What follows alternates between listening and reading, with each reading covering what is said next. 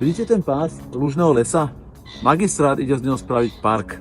Mesto daruje developerovi J&T viac ako 100 miliónov eur, na druhej strane príde o viac ako 1000 stromov. Hovorím o projekte Nové Lido, ktorý plánuje J&T postaviť v Petržalke medzi Starým mostom a Apolom. Bratislavský magistrát na čele s primátorom sa roky tvári, aký je eco-friendly, aký je zelený, ale nevadí mu vyrúbať viac ako 1000 stromov. Priatelia, to je, že niekoľko futbalových ihrisk stromov. Dokonca chce zmeniť vzácny pás lužného lesa na parčík, preriediť ho a tým pádom ho kompletne znehodnotiť. Keď som sa voči tomuto výrubu lesa ohradil, zástancovia tohto projektu sa ma seriózne spýtali, či nechcem ďalší park. Ja hovorím, že áno, chcem park, ale nie namiesto lesa. Mesto chce vytvárať zóny chladu, vysádzať všade otrasné suché trávy a tvári sa, že tak ochladzuje mesto, ale neštíti sa pritom vyrúbať les. Prečo? No preto, že J&T to tak chce.